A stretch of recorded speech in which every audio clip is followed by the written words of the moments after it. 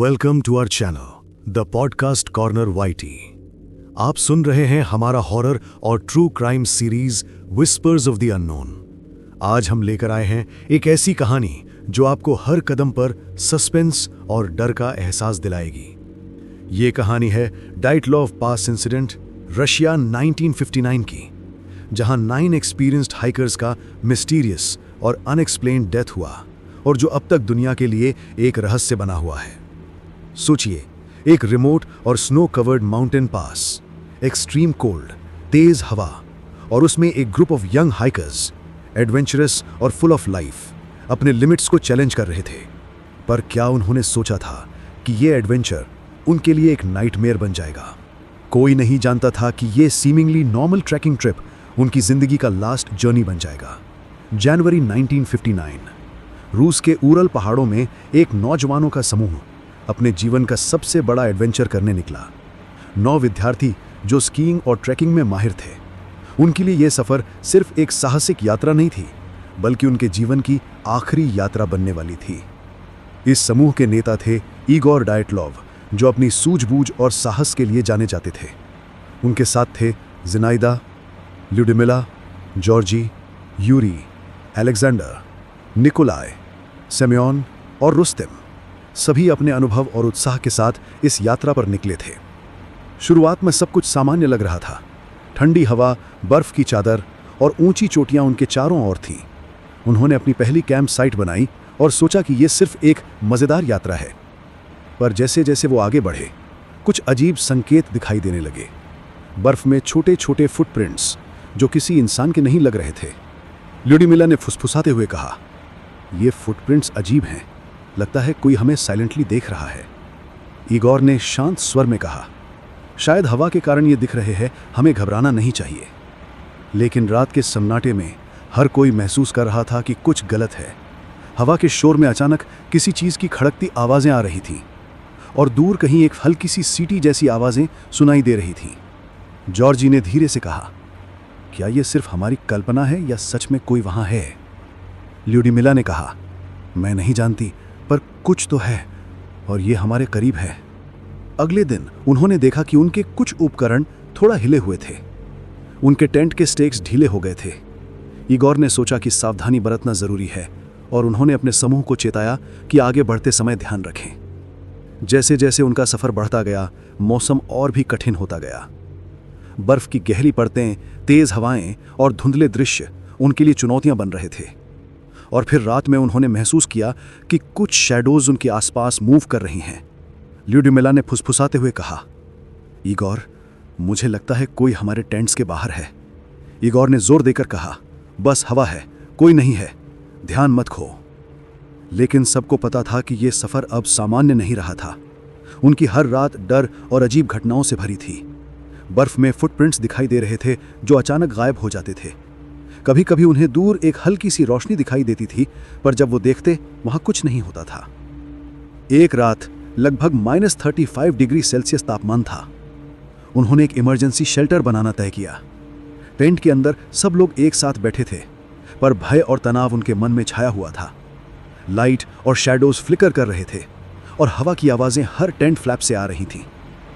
Lyudmila ने फुसफुसाते हुए कहा, इगोर, मुझे लगता है कोई हमारे आसपास है। इगोर ने शांत होकर जवाब दिया, बस हवा है और बर्फ के टुकड़े, डरने की कोई ज़रूरत नहीं, लेकिन हाँ, सावधानी बरतना ज़रूरी है। लेकिन धीरे धीरे सभी महसूस करने लगे कि उनका एडवेंचर अब नाइटमेयर बन रहा है। अगली सुबह उन्होंने अपने मार्ग और सप्लाईज चेक किए। सभी जानते थे कि ये सिर्फ चुनौती नहीं, बल्कि उनकी जीवन के लिए एक परीक्षा बन चुकी थी। जैसे जैसे वो आगे बढ़े, रात में कुछ अजीब और अनएक्सप्लेन्ड साउंड सुनाई दे रही थीं। दूर कहीं हल्की सी रोशनी और शैडोज उन्हें डिस्टर्ब कर रही थीं। ल्यूडिमिला ने फुसफुसाते हुए कहा, क्या ये इंसान है या कुछ और? इगोर ने फुसफुसाते हुए कहा, हम बस आगे बढ़ते हैं, कोई डरने की जरूरत नहीं। अगले दिन उन्होंने देखा कि कुछ गियर गायब था और फुटप्रिंट्स स्नो में इर्रेगुलर थे। हर कदम पर डर और सस्पेंस बढ़ रहा था। रात के समय उनके टेंट्स के बाहर कुछ मूवमेंट डिटेक्ट हुआ।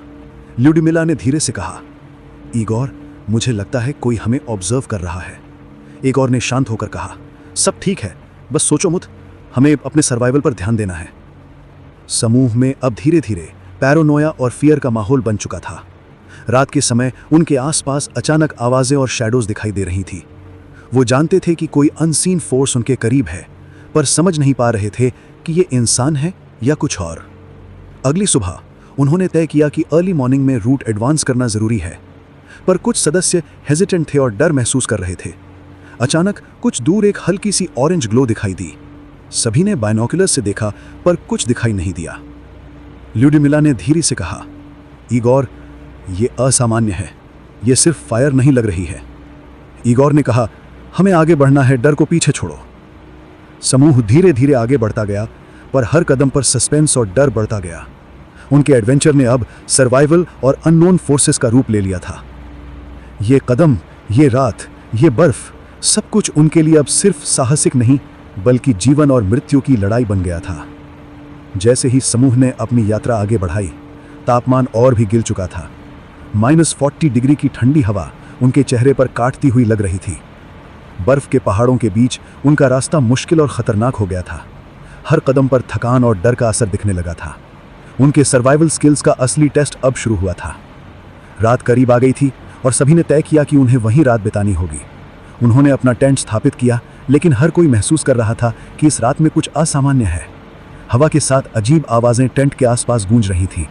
कभी कभी ऐसा लगता था जैसे कोई दूर से उनके टेंट की ओर धीरे धीरे बढ़ रहा है। ल्यूडिमिला ने फुसफुसाते हुए कहा, ईगोर, ये आवाजें सामान्य नहीं हैं, मुझे डर लग रहा है। ईगोर ने शांत होकर कहा, बस हवा है और बर्फ के टुकड़े, डरने को अपने ऊपर हावी मत होने दो, लेकिन हाँ, सावधानी बरतना जरूरी है। जैसे जैसे रात बढ़ी, शैडोज और भी अजीब दिखने लगे। टेंट के बाहर हल्की रोशनी फ्लिकर कर रही थी और स्नो स्टॉर्म की आवाजें अचानक बंद हो जाती थीं। समूह में धीरे धीरे अनीज फैल गई। अचानक जॉर्जी ने महसूस किया कि कुछ फुटप्रिंट्स उनके कैंप के पास थीं। वो चिल्लाया, देखो, फुटप्रिंट्स यहाँ हैं, पर ये अचानक गायब हो गईं। ईगोर ने पास जाकर देखा, यह सामान्य है, कोई हमारे पास आया है लेकिन बिना ट्रेस के चला गया है। सभी सदस्य घबरा गए। उन्होंने डिसाइड किया कि रात के बाकी समय उन्हें टेंट के अंदर ही रहना चाहिए, लेकिन उनके मन में यह सवाल कॉन्स्टेंटली घूम रहा था, यह ह्यूमन था या कुछ और। अगली सुबह सूरज की हल्की किरणों के साथ उन्होंने देखा कि कुछ इक्विपमेंट और सप्लाईज उनके स्थान से हिली हुई थी। समूह का डर और भी बढ़ गया। ईगोर ने कहा, हमें आगे बढ़ना होगा, लेकिन सभी अपने साथ पूरी सावधानी रखें।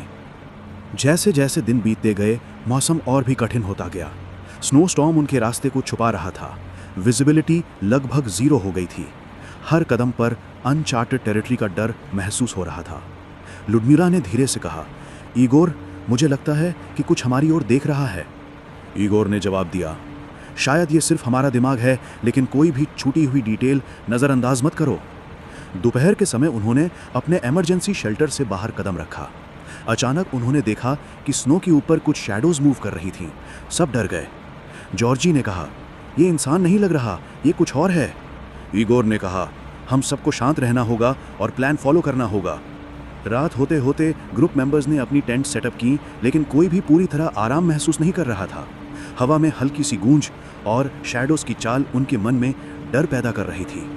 सभी जानते थे कि उनके एडवेंचर में अब सिर्फ एक्सप्लोरेशन नहीं, बल्कि लाइफ एंड डेथ का खेल शुरू हो गया है। ल्यूडमिला ने फुसफुसाते हुए कहा, ईगोर, अगर हम ठीक से वापस नहीं लौटे तो ये जगह हमें कभी जाने नहीं देगी। ईगोर ने मजबूती से कहा, हम लौटेंगे, लेकिन हमें सावधानी और अलर्टनेस से काम लेना होगा। अगले दिन उन्होंने डिसाइड किया कि इमरजेंसी रूट पकड़ेंगे। स्नोस्टॉर्म की वजह से विजिबिलिटी कम थी, लेकिन ईगोर ने लीड लिया। धीरे धीरे उन्होंने पहाड़ों की चोटी की तरफ बढ़ना शुरू किया। रात के समय अचानक टेम्परेचर -45 डिग्री सेल्सियस तक गिर गया। उनकी क्लोथिंग और सर्वाइवल गियर एक्सट्रीम कोल्ड में स्ट्रगल कर रहे थे। उन्हें महसूस हुआ कि ये एनवायरनमेंट अब उनके लिए डेडली थ्रेट बन गया है। उनकी टेंट्स के पास अचानक कुछ और स्ट्रेंज साउंड्स हुए। ये कोई नॉर्मल विंड नॉइज नहीं थी। लुडमिला ने धीरे से कहा, ईगोर, मुझे लगता है कि ये आवाज़ें हमें फॉलो कर रही हैं। ईगोर ने कहा, सब शांत रहें, टेंट के अंदर रहें और अपने सेंसेस अलर्ट रखें। रात में कुछ मेंबर्स ने देखा कि शैडोज उनके टेंट्स के चारों ओर मूव कर रही थीं। कभी कभी ऐसा लगता था जैसे कोई उन्हें ऑब्जर्व कर रहा हो। सस्पेंस और डर हर कदम पर बढ़ता जा रहा था। अगली सुबह उन्होंने स्नो के ऊपर फुटप्रिंट्स देखी जो उनके कैंप के पास से शुरू हुई थीं और अचानक गायब हो गई थीं। ग्रुप मेंबर्स अब और टेंशन में थे। जॉर्जी ने कहा, ये फुटप्रिंट्स किसी इंसान की नहीं लगती, कुछ पैरानॉर्मल है। ईगोर ने धीरे से कहा, हम सबको साथ रहना होगा, हमें काम रहना होगा और आगे बढ़ना होगा। जैसे जैसे दिन बीता, स्नोस्टॉर्म और एक्सट्रीम कोल्ड ने उन्हें फिजिकली और मेंटली ड्रेन कर दिया था।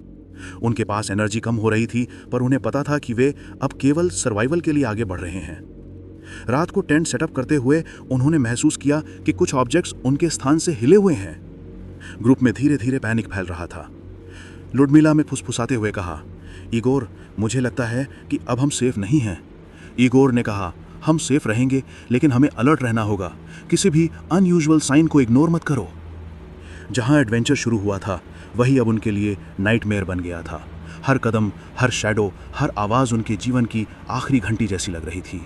अगले दिन एक्सट्रीम वेदर कंडीशंस और मिस्टीरियस इवेंट्स ने ग्रुप को और भी डिसओरिएंटेड कर दिया था। उन्होंने स्नोस्टॉर्म में अपने इमरजेंसी रूट की तरफ बढ़ना तय किया। रात के समय उन्होंने देखा कि उनके टेंट फ्लैप के बाहर कोई मूवमेंट है। सब घबरा गए। लुडमिला ने फुसफुसाते हुए कहा, ईगोर, ये सिर्फ विंड नहीं है, कुछ हमारे पास है। ईगोर ने कहा, शांत रहें, कोई पैनिक मत करें, हम सब साथ हैं। लेकिन ग्रुप में टेंशन और फियर बढ़ता गया। उन्होंने डिसाइड किया कि अर्ली मॉर्निंग में आगे बढ़ना सेफेस्ट होगा। जैसे ही सुबह हुई, उन्होंने पाया कि कुछ मेंबर्स की कंडीशन एक्सट्रीम कोल्ड और एग्जॉशन के कारण ठीक नहीं थी। उनकी क्लोथिंग भी फ्रीज हो रही थी। ईगोर ने कहा, हमें धीरे धीरे आगे बढ़ना होगा, किसी को पीछे मत छोड़ो। यह रास्ता आप सिर्फ पहाड़ों का नहीं, बल्कि अनजाने और अजीब ताकतों का भी था जो उन्हें ऑब्जर्व कर रही थी। यही वो पल था जब ग्रुप ने महसूस किया कि उनका एडवेंचर अब सिर्फ एक्सप्लोरेशन नहीं, बल्कि एग्जिस्टेंशियल स्ट्रगल बन गया है। जैसे जैसे वे आगे बढ़ते हैं, सस्पेंस और मिस्ट्री और भी गहरी होती जा रही है। हर कदम पर यह सवाल रहता है कि क्या वे सेफ लौट पाएंगे या ये माउंटेन पास उनकी आखिरी मंजिल बन जाएगा। जैसे जैसे ग्रुप ने एक्सट्रीम कंडीशंस में आगे बढ़ा, उनके शरीर पर स्नो और आइस का असर साफ दिखने लगा। कुछ मेंबर्स एग्जॉशन और फ्रॉस्ट बाइट की हालत में थे। ईगोर ने धीरे से कहा, हमें स्लो और अलर्ट रहना होगा, कोई भी गलती डेडली साबित हो सकती है। पर जैसे ही वे आगे बढ़ते गए, उन्होंने देखा कि कुछ स्ट्रेंज साइंस उनके रास्ते में हैं। स्नो में कुछ इर्रेगुलर मार्किंग्स और ब्रोकन ब्रांचेस। ये सब नेचुरल नहीं लग रहा था। लुडमिला ने फुसफुसाते हुए कहा, ईगोर, लगता है जैसे कोई हमें ऑब्जर्व कर रहा है। ईगोर ने जवाब दिया, बस सोच मत करो, हमें आगे बढ़ना है, हर चीज़ पर ध्यान रखो। रात के समय टेम्परेचर -45 डिग्री सेल्सियस तक गिर चुका था। उनकी टेंट सेटअप करने की कोशिश में भी कठिनाई थी। अचानक उन्होंने देखा कि कुछ शैडोज उनके टेंट्स के चारों ओर मूव कर रही थीं। जॉर्जी ने धीरे से कहा, यह इंसान नहीं लगता, कुछ पैरानॉर्मल या अनएक्सप्लेन्ड है। ईगोर ने शांत रहकर कहा, हम सबको साथ रहना होगा, अलर्ट रहो और पैनिक मत करो। अगली सुबह एक्सट्रीम कोल्ड ने उनके सर्वाइवल को और मुश्किल बना दिया। कुछ मेंबर्स ने महसूस किया कि उनकी क्लोथिंग फ्रीज हो गई है। ईगोर ने सबको असेंबल किया और कहा कि अब हमें केयरफुली आगे बढ़ना होगा, कोई भी पीछे न रह जाए। रास्ते में उन्होंने देखा कि स्नो में कुछ फुटप्रिंट्स अचानक शुरू होती हैं और अचानक गायब हो जाती हैं। लुडमिला ने फुसफुसाते हुए कहा, ईगोर, ये फुटप्रिंट्स ह्यूमन नहीं लगती, ये कुछ और हैं। ईगोर ने धीरे से कहा, हम बस अपने रूट पर ध्यान दें, किसी भी अनयूजुअल चीज पर ध्यान दो, पर डर के चक्कर में मत पड़ो। जैसे जैसे रात गहरी हुई, विंड की आवाज और शैडोज की मूवमेंट ने ग्रुप को मेंटली डिस्टर्ब कर दिया। जॉर्जी ने कहा, यह जगह हमारे लिए अब सिर्फ पहाड़ नहीं, बल्कि एक अननोन और मिस्टीरियस फोर्स की तरह है। हर स्नोफ्लेक, हर शैडो, हर अनयूजुअल साउंड अब उनके लिए सिर्फ एडवेंचर नहीं, बल्कि सर्वाइवल की लड़ाई बन गया था। अगली सुबह एक्सट्रीम कोल्ड और स्नोस्टॉर्म ने उनके प्रोग्रेस को स्लो कर दिया। उन्होंने देखा कि कुछ मेंबर्स की कंडीशन और गंभीर हो रही थी। ईगोर ने कहा, अब हमें आगे बढ़ना होगा, कोई भी पीछे न रह जाए। ये जगह लीथल है, पर हमें सरवाइव करना होगा। रास्ते में उन्होंने देखा कि कुछ ऑब्जेक्ट्स और सप्लाईज उनके टेंट से मूव हुए थे। ये देखकर सभी मेंबर्स और टेंशन में आ गए। लुडमिला ने फुसफुसाते हुए कहा, ईगोर, लगता है जैसे कोई हमारे चारों ओर है। ईगोर ने जवाब दिया, बस शांत रहो, टेंट के अंदर रहो और किसी भी अनयूजुअल चीज को नोट करो। रात को टेंट में शैडोज और साउंड्स का डर ग्रुप को डिस्टर्ब कर रहा था। सभी जानते थे कि अब एडवेंचर सिर्फ एक्सप्लोरेशन नहीं बल्कि लाइफ और डेथ का टेस्ट बन गया है। अगले दिन उन्होंने तय किया कि इमरजेंसी रूट पकड़ेंगे। स्नोस्टॉर्म विजिबिलिटी को ऑलमोस्ट जीरो कर रही थी। लुडमिला ने धीरे से कहा, ईगोर, मुझे डर लग रहा है। ये स्नोस्टॉर्म और ये शैडोज कुछ गलत है। ईगोर ने कहा, सब काम रहो, हम सरवाइव करेंगे, बस अपने सेंसेस अलर्ट रखें। जैसे ही वो आगे बढ़े उन्होंने देखा कि कुछ मेंबर्स की एनर्जी ऑलमोस्ट खत्म हो चुकी थी। उनके बॉडी पार्ट्स पर फ्रॉस्ट बाइट के साइंस दिख रहे थे। ईगोर ने कहा, अब हमें केयरफुली आगे बढ़ना होगा, कोई भी डिसीजन लाइटली मत लो। ये माउंटेन पास अब सिर्फ उनका रास्ता नहीं बल्कि अननोन, डेडली और अनएक्सप्लेन्ड फोर्सेस का घर बन चुका था। जैसे जैसे ग्रुप एक्सट्रीम कंडीशंस में आगे बढ़ा, उनका फिजिकल और मेंटल एग्जॉशन मैक्सिमम हो गया। स्नोस्टॉर्म और -45 डिग्री सेल्सियस की ठंडी हवा ने उनके शरीर और मन को ऑलमोस्ट बंद कर दिया था। ईगोर ने धीरे से कहा, बस थोड़ी और हिम्मत, सभी साथ हैं, हम सरवाइव करेंगे।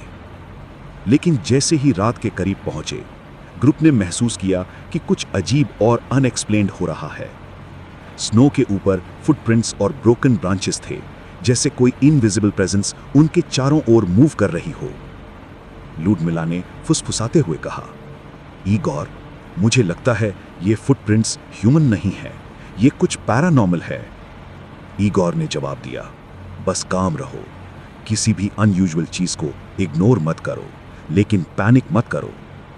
रात के समय विंड की तेज आवाज और शैडोज की अनियमित मूवमेंट ने ग्रुप को मेंटली डिस्टर्ब कर दिया। सबने डिसाइड किया कि टेंट्स में ही रहेंगे और कोई भी अकेला मूव नहीं करेगा। अगली सुबह एक्सट्रीम कोल्ड और स्नोस्टॉर्म ने उनके प्रोग्रेस को और स्लो कर दिया। कुछ मेंबर्स की कंडीशन क्रिटिकल हो गई। ईगोर ने कहा, अब हमें बहुत केयरफुली आगे बढ़ना होगा, कोई भी पीछे न रह जाए। जैसे ही वो आगे बढ़े, उन्होंने देखा कि कुछ ऑब्जेक्ट्स और सप्लाईज उनके टेंट से मूव हो गए थे। ग्रुप में पैनिक फैल गया। लुडमिला ने फुसफुसाते हुए कहा, ईगोर, लगता है कोई हमारे टेंट्स के आसपास है। ईगोर ने कहा, बस काम रहो, सब अलर्ट रहें, हमें सरवाइव करना है। जैसे जैसे दिन बीता, स्नोस्टॉर्म और एक्सट्रीम कोल्ड ने ग्रुप को मेंटली और फिजिकली ड्रेन कर दिया था। उनकी एनर्जी ऑलमोस्ट खत्म हो चुकी थी। रात को उन्होंने देखा कि शैडोज और साउंड्स उनके टेंट्स के चारों ओर मूव कर रही थीं। सस्पेंस और फियर हर कदम पर बढ़ रहा था। अगली सुबह कुछ मेंबर्स ने महसूस किया कि उनके हाथ और पैर फ्रॉस्ट बाइट की वजह से पेनफुल हैं। उनका ब्रीदिंग स्लो और डिफिकल्ट हो रहा था। ईगोर ने कहा, हम सभी को साथ रहना होगा, कोई भी पीछे न रह जाए। इस माउंटेन पास ने अब हमारी सर्वाइवल स्किल्स को मैक्सिमम टेस्ट पर रखा है। जैसे जैसे वो आगे बढ़ते गए, ट्रेजेडी अनफोल्ड होना शुरू हुई। कुछ मेंबर्स अचानक डिसअपियर हो गए। ग्रुप मेंबर्स पैनिक में थे और हवा में अजीब सा डर और टेंशन महसूस हो रहा था। लुडमिला ने फुसफुसाते हुए कहा, ईगोर, ये इम्पॉसिबल है, ये लोग कैसे गायब हो गए? ईगोर ने जवाब दिया, हम सबको काम रहना होगा, देखते हैं कि आगे क्या मिलता है। पैनिक हमारे लिए फेटल हो सकता है। अगले दिन रेस्क्यू टीम ने उनके टेंट और सराउंडिंग एरिया में इन्वेस्टिगेशन शुरू की। उन्होंने पाया कि स्नो के ऊपर स्कैटर्ड बॉडीज थीं। सबके हाथ पैर और क्लोथिंग फ्रोजन थे। कुछ मेंबर्स के इंजरीज अनयूजुअल और अनएक्सप्लेन्ड थे। जॉर्जी ने देखा, ये नॉर्मल एवलांच या एक्सीडेंट नहीं लगता, कुछ और हुआ है। इन्वेस्टिगेटर्स ने भी कंफ्यूजन जताई। एविडेंस के अनुसार कुछ बॉडीज को सिवियर ट्रॉमा हुआ था, पर कोई फाइट का ट्रेस नहीं था। जहां एडवेंचर शुरू हुआ था, वही अब एक अनसॉल्व्ड ट्रेजेडी बन चुका था। हर कदम, हर शैडो, हर साउंड उनके लिए फेटल साबित हुआ। जैसे जैसे फॉरेंसिक इन्वेस्टिगेशन हुई, मिस्ट्री और गहरी होती गई। कोई भी फाइनल कंक्लूजन तक नहीं पहुंच सका। एक्सट्रीम कोल्ड, मिस्टीरियस इंजरीज और अनयूजुअल बिहेवियर ने इसे दुनिया के सबसे बिजार और अनएक्सप्लेन्ड इंसिडेंट्स में से एक बना दिया। ड्याटलॉव पास इंसिडेंट ने यह साबित कर दिया कि नेचर, अननोन फोर्सेस और ह्यूमन लिमिटेशंस का सामना करना कभी-कभी मानव के लिए इम्पॉसिबल है। आज भी 1959 की इस घटना के रहस्य को समझने की कोशिश की जाती है। क्यों अचानक डिसअपियरेंस, क्यों अनयूजुअल इंजरीज, क्यों फुटप्रिंट्स अचानक गायब हो गए? हर सवाल अनआंसर्ड है और हर थ्योरी मिस्ट्री को और गहरी करती है। आपने सुनी विस्पर्स ऑफ द अननोन हमारे channel the podcast corner YT पर। अगर आपको ये कहानी पसंद आई हो तो हमारे साथ जुड़े रहें। वीडियो को लाइक और शेयर जरूर करें और चैनल को सब्सक्राइब करें ताकि आप और भी हॉरर और ट्रू क्राइम स्टोरीज सुन सकें। कमेंट्स में हमें बताएं कि आपको क्या लगता है, ड्याटलॉव पास इंसिडेंट में ये ट्रेजेडी नेचुरल थी या कुछ अनएक्सप्लेन्ड पैरानॉर्मल फोर्सेस की वजह से हुई थी।